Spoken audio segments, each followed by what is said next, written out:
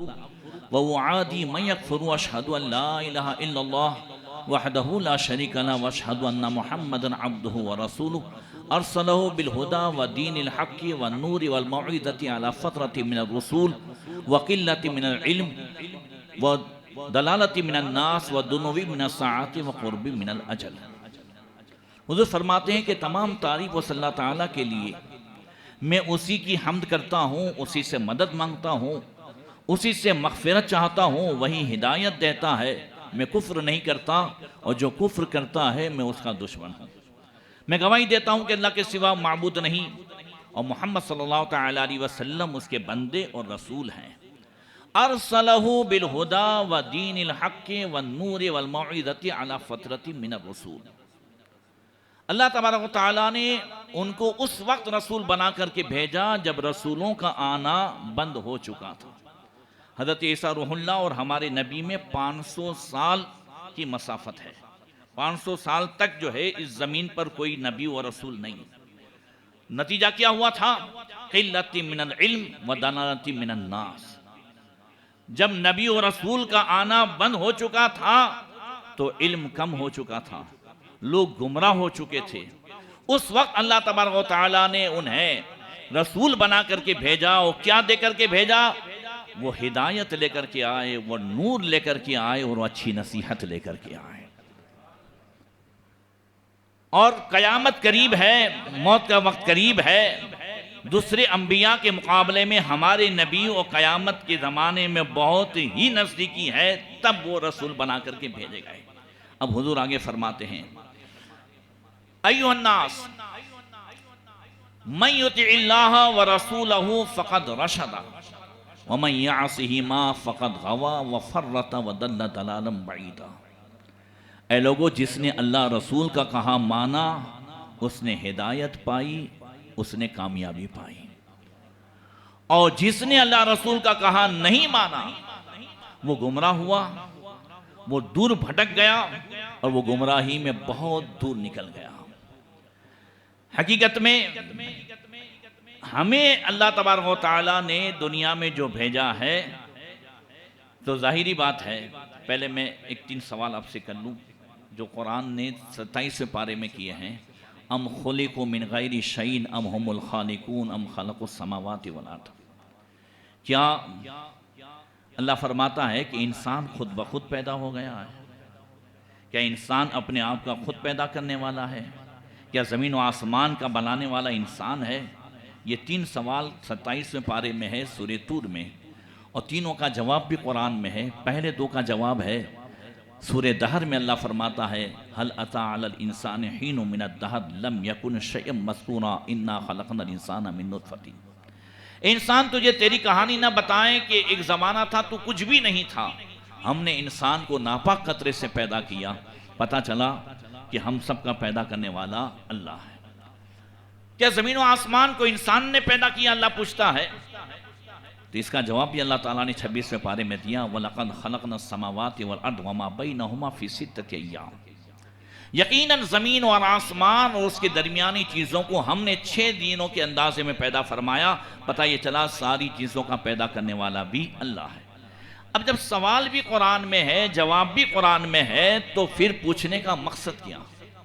तो मुफस्सिरीन फरमाते हैं पूछने का मकसद ये है कि लोगों, अगर तुम खुद ब खुद पैदा हो गए हो या सारी चीज़ों को तुमने पैदा किया है तो तुम्हारी मर्जी है, जिस तरह चाहो जियो, जैसे चाहो यूज करो, तुम्हारा माल है।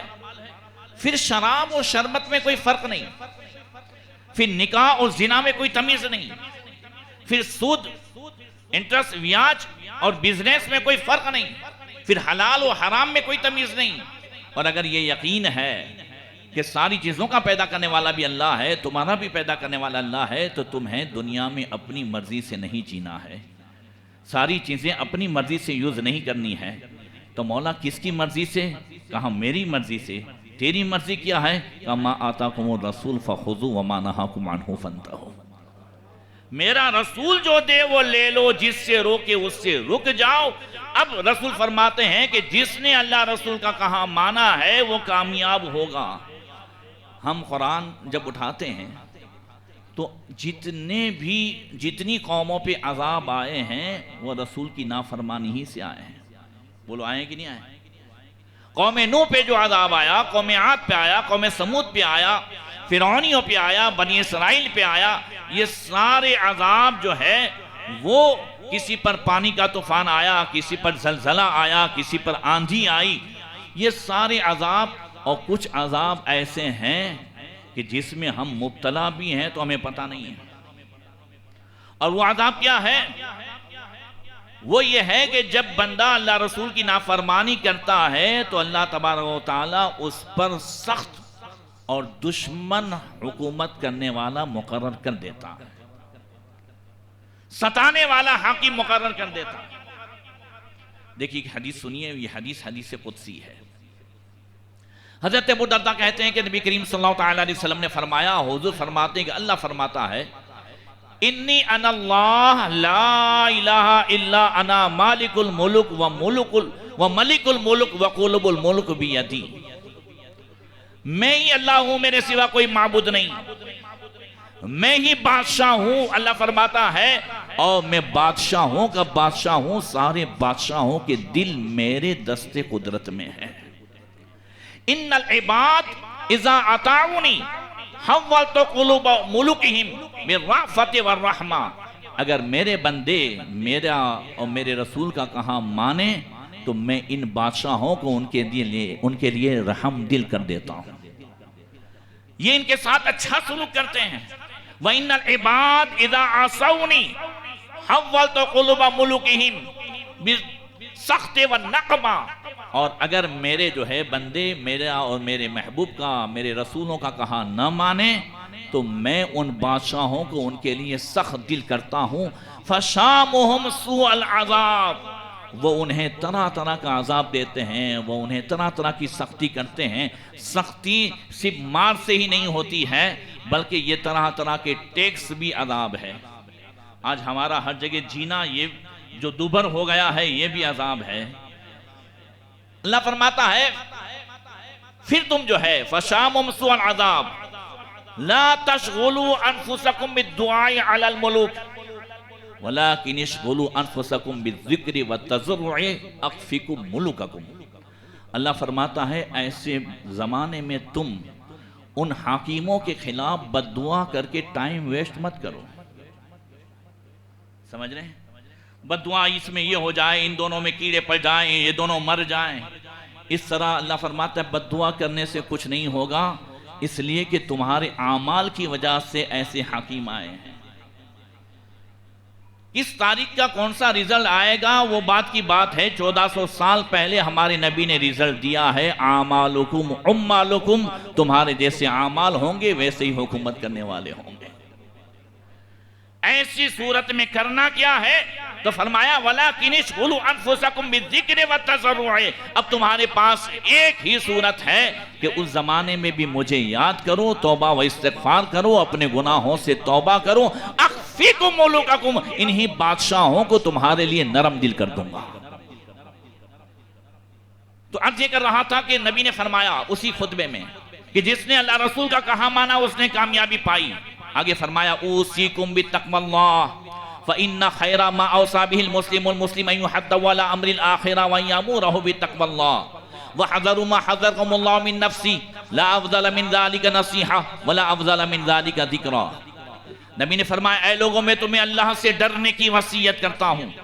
एक मुसलमान अपने दूसरे मुसलमान भाई को अगर अच्छी वसीयत करना चाहता है, अच्छी नसीहत करना चाहता है तो वो ये है कि उसे आखिरत की याद दिलाए और अल्लाह से डरने का हुक्म दे। तुम अल्लाह से डरो जैसा कि अल्लाह ताला ने अपने गजब से डराया है।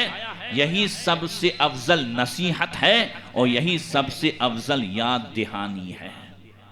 ये याद दहानी क्या है वो आपको समझाऊं। हुजूर फरमाते हैं कि अगर एक मुसलमान भाई दूसरे मुसलमान भाई का भला चाहता है, उसकी खैरख्वाही करना चाहता है कि उसे किसी मुसीबत से बचाए, तो जिस तरीके से एक एग्जाम्पल देता हूँ कि अगर एक आदमी का मिजाज ऐसा हो कि छोटी छोटी बात में लड़ लेता हो, गुस्सा हो जाता हो और दिमाग उसका कंट्रोल में न रहता हो, अगर ऐसा आदमी किसी ऐसी जगह जाए जहाँ कैमरे लगे हों तो उसके दोस्त उसे याद दिलाते हैं, भाई वहाँ कंट्रोल में रहना, पहल मत करना झगड़े की, कैमरे लगे हैं। अगर कोई ऐसा हो जो हाथ का हल्का हो, कहीं से भी कुछ भी चुरा लेता हो, ऐसी जगह जाए जहाँ कैमरे लगे हैं, तो दोस्त याद दिलाते हैं, भाई ध्यान रखना वहाँ पे कैमरे लगे हैं। ये याद दिलाना कि कैमरे लगे हैं, ये इंसान के गुस्से को भी कंट्रोल में करा देता है, उसके मिजाज को भी कंट्रोल में करा देता है, उसके हाथ को भी और उसकी जबान को भी। बोलो सही है कि नहीं है? अब नबी फरमाते हैं कि अगर एक मोमिन दूसरे मोमिन का भला चाहता है तो उसे हर वक्त याद दिलाए कि अल्लाह देख रहा है, अल्लाह देख रहा है। वो हर वक्त याद दिलाए कि अल्लाह देख रहा है, मुझे अल्लाह से डर लग रहा है, कल अल्लाह के सामने खड़ा होना है।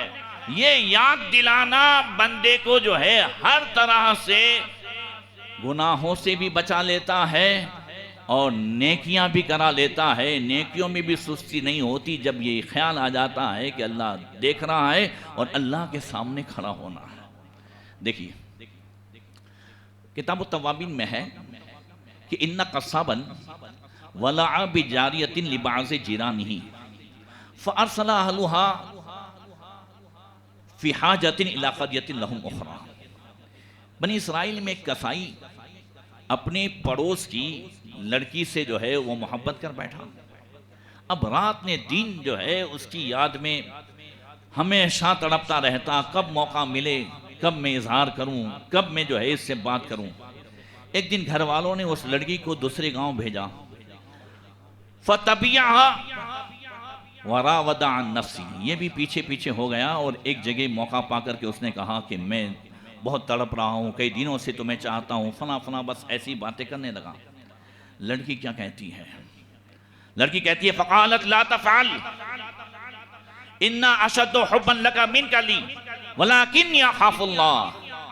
लड़की कहती है तू क्या ये समझता है कि वन साइड मोहब्बत है, तू चाहता है और मैं नहीं चाह रही हूँ? नहीं, ऐसा नहीं है, मैं भी तुझे जो है तुझसे ज्यादा चाह रही हूँ, मगर हम दोनों की चाहत और मोहब्बत ये ईमानी नहीं है, ये नफसानी है और इसका अंजाम जिनाकारी है, बदकारी है। मैं अल्लाह से डरती हूँ। कह दो सुभान अल्लाह, मैं अल्लाह से डरती हूँ। भाई ये ईमानी मोहब्बत तो नहीं थी ना, कौन सी मोहब्बत थी? नफसानी मोहब्बत थी और इसका अंजाम जिनाकारी है। मैं अल्लाह से डर रही हूँ। तो नौजवान को इतना जब याद दिला दिया तो क्या कहता है वो कसाई नौजवान? कहता है अंते तखाफी न हो व अना ला खाफू, तू औरत हो करके, तू कमजोर हो करके और मर्द के मुकाबले में कई गुना ख्वाहिशात का ज्यादा होने के बावजूद तू जब अल्लाह से डरती है और मैं अल्लाह से न डरूं, नहीं हो सकता। अब सच्चे दिल से मैं भी तौबा करता हूं, अब आइंदा कभी भी जिना का ख्याल नहीं लाऊंगा। ये याद दिला दिया कि खाफुल्लाह, मैं अल्लाह से डरती हूं। इतना याद दिलाना उसे जो है झंझोड़ देता है। याद रखें, एक होता है आदत के कानों से सुनना और एक होता है इबरत के कानों से सुनना। आदत के कानों से जो बात सुनी जाती है ना वो असर नहीं होती है। आदत की आंखों से जो देखा जाता है वो असर नहीं करता, मगर इबरत की आंखों से जो देखा जाता है, इबरत के कानों से जो सुना जाता है। आपको एक एग्जांपल दूं कि मैं और अगर इमाम साहब कहीं गली में जा रहे हों और कोई अपने दरवाजे पर खड़े होकर के गालियां बकता हो और मैं देखने की कोशिश करूं तो इमाम साहब कहेंगे हज़रत छोड़ो, उसको तो आदत पड़ी है, रोज बोलता है। पता चला जिसे आदत हो तो लोग कान धरते नहीं। आदत के कान से हमने भी जुमा के खुतबे और जुमा की तकरीरें सुनी हैं। अगर इबरत के कान से सुना जाए तो कुरान की एक आयत भी हमारी जिंदगी को बदल देने के लिए काफी है। उसने जो सुना वो इबरत हासिल हुई कि एक औरत होकर के जब डर रही है तो मैं तो मर्द हूं, मैं क्यों ना डरूं।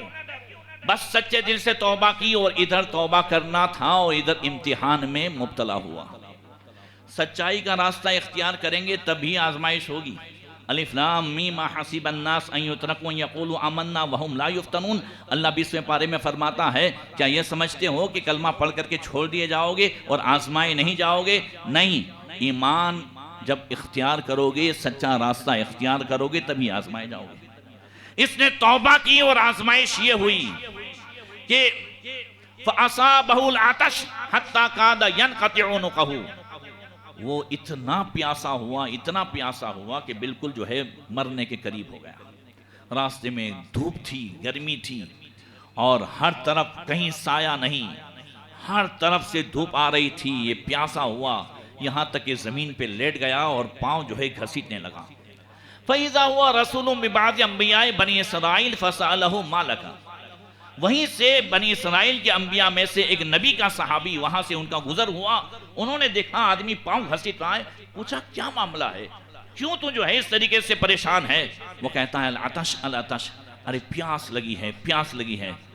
ये नबी का सहाबी कहता है ताल हत्ता नदउल्लाह हत्ता तुज़िलना सहाबतुन हत्ता तहु इलल क़रिया, चल आ अल्लाह से दुआ करते हैं, अल्लाह दुआ कबूल फरमा ले और बादल भेजे, उसी के साए में हम चले जाएं, हल्की हल्की बारिश हो, प्यास भी बुझ जाएगी और जो है उसी के साए में चले भी जाएंगे। ये कहता है माली मिन अमली, मेरे पास अमल कहाँ है, मैं तो खाली हूँ, मैं तो बुरे इरादे से घर से निकला था, मेरा कोई अमल नहीं है। वो नबी के सहाबी कहते हैं अनल्लज़ी अदउ व अंतल्लज़ी अमनता, चल मैं दुआ करता हूँ तो आमीन तो कहना। बोले चलो मैं आमीन कहता हूँ। फ़दअ रसूल व अम्मा न हुआ फ़अज़ल्लतहुम सहाबतुन हत्ता तहु इलल क़रिया, जैसे ही दुआ की नबी के सहाबी ने और इस कसाई ने आमीन कही, अल्लाह ताला ने दुआ सुन ली और बादल भेज दिया। अब दोनों साए में चल रहे हैं, हल्की सी बारिश भी हो रही हो, यहाँ तक के वो कोने तक पहुंच गए। जैसे ही शहर तक पहुंचे, अब इधर इसका रास्ता इधर है, उस नबी के सहाबी का रास्ता इधर है। फ़अख़ज़ल क़साब इला मकानी फ़नालतिस सहाबतु फ़नालत अलई, दुआ उस नबी के सहाबी ने की थी, आमीन इसने कही थी। अब जब यहाँ से रास्ता अलग हुआ तो बादल जो है दुआ करने वाले के पीछे नहीं जा रहा है, आमीन कहने वाले के पीछे जा रहा है।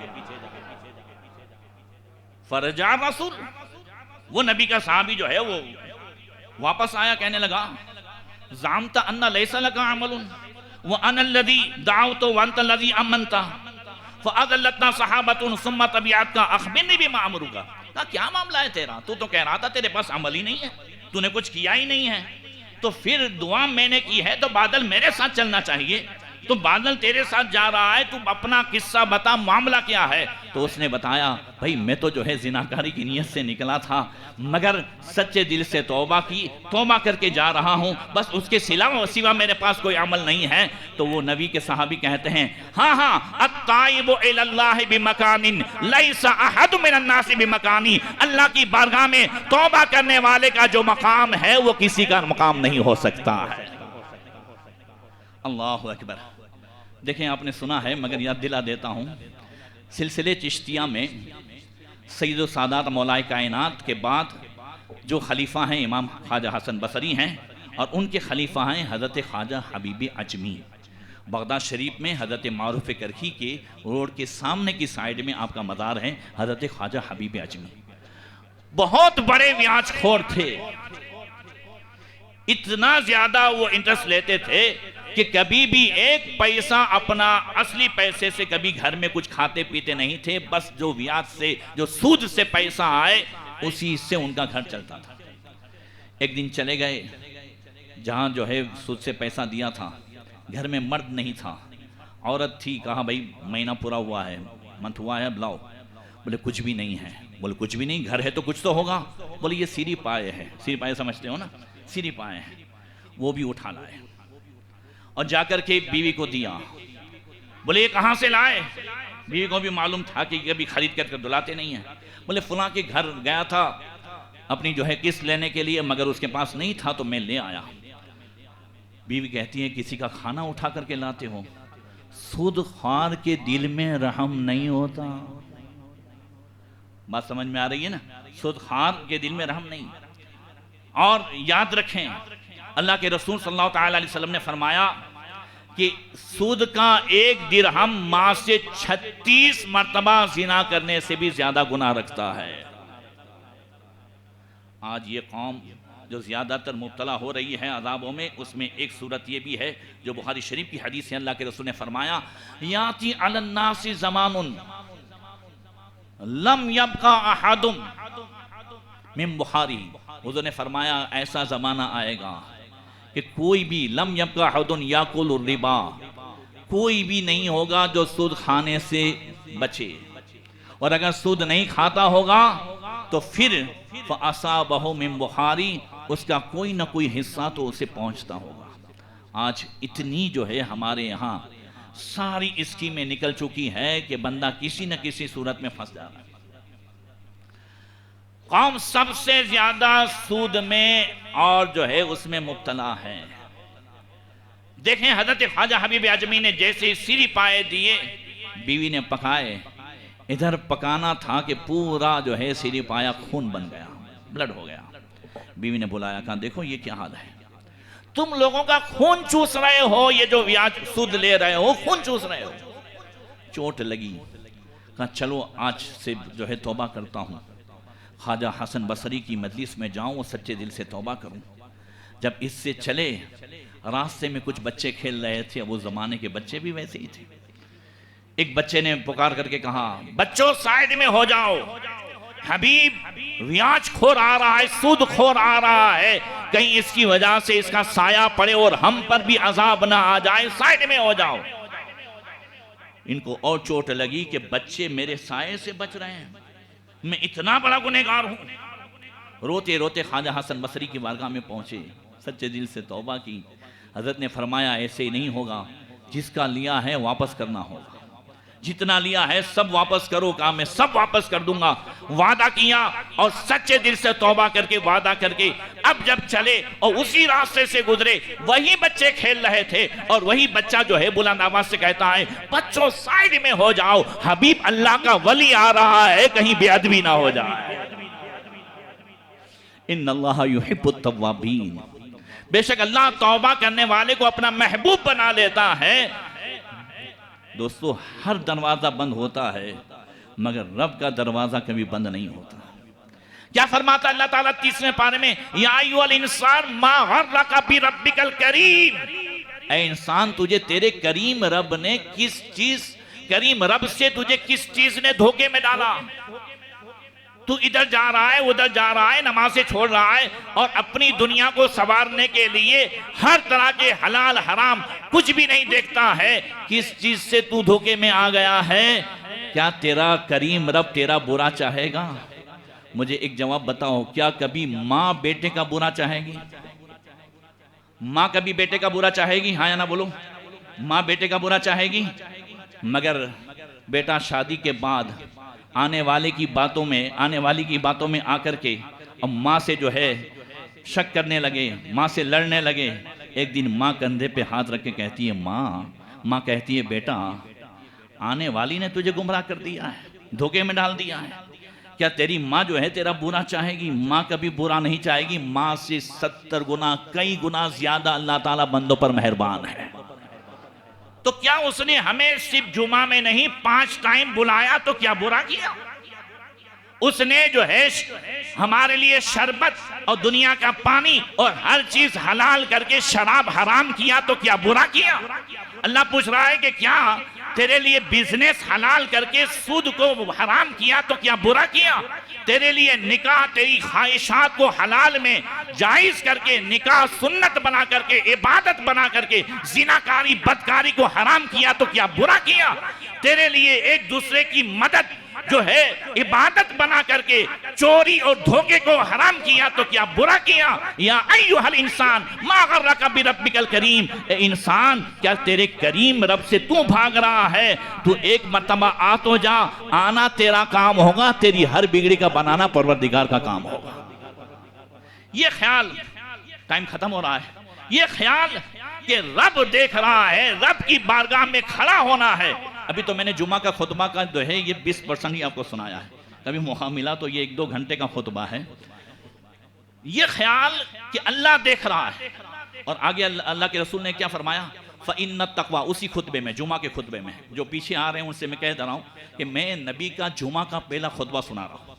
उसी खुतबे में हुजूर ने फरमाया फ़इन्न तक़वा मन अमिला बी अला वजलिन व मुहाफतिन व औनिन सिद्किन अला मा तब्तगून मिन अम्रिल आखिरा। ये तकवा क्या है?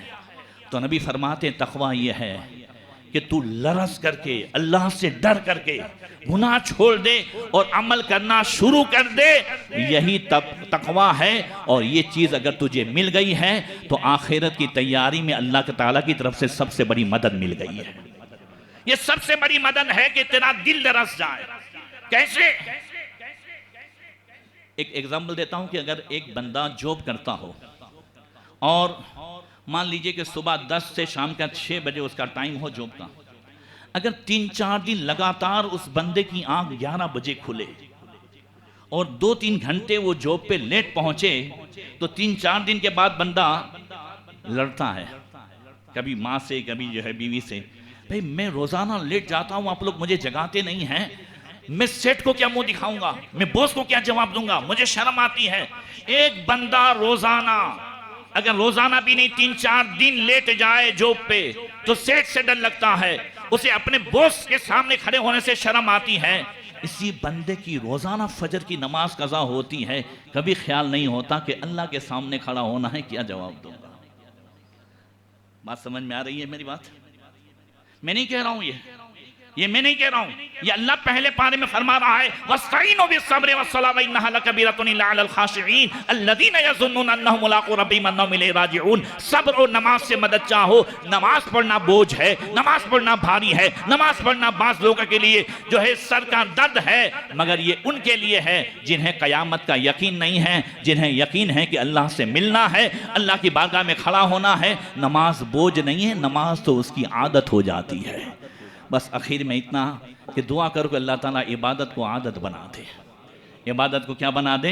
आदत बना दे। और जब बंदा फजर पढ़ लेता है तो तिरमिज़ी शरीफ की हदीस है, नबी ने फरमाया मन सल्ला सलाता सुबह फहुवा फी ज़िम्मतिल्लाह, जिसने फजर पढ़ ली वो अल्लाह की गारंटी में आ गया। जोर से बोलो, किसकी गारंटी में आया? अल्लाह की गारंटी। गारंटी से सामने वाले का बोझ हल्का हो जाता है। अगर मैं कहूँ हज़रत से कि हज़रत फलानी तकलीफ़ है, अरे हज़रत मैं बैठा हूँ ना, हाजी साहब से कहूँ फला मामला है, अरे मैं बैठा हूँ। कोई मामला हो गया ज़मीन का, कलेक्टर से कहूँ कि भाई ज़मीन का मसला है, अरे आपकी ज़मीन नहीं जाएगी।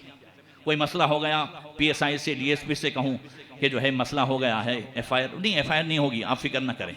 इनकी गारंटी से बंदा हल्का हो जाएगा ना। मगर ये सब गारंटी लिमिटेड है, हर चीज़ की गारंटी नहीं ले सकते। मगर फजर पढ़ने वाला उसकी गारंटी में आता है जिसकी ताकत की कोई लिमिट नहीं है। जो इन अल्लाह अला कुल्ली शैइन क़दीर, जिसकी शान है। पता ये चला फजर पढ़ना हमारा काम होगा, अब हमारी हर बिगड़ी का बनाना परवरदिगार का काम होगा। अल्लाह ताला हम सबको अमल की तौफीक अता फरमाए। अस्सलामु अलैकुम व रहमतुल्लाहि व बरकातुहू। व उआदी मन यकफुरु अशहदु अन ला इलाहा इल्लल्लाह वहदहु ला शरीका लहु व अशहदु अन्ना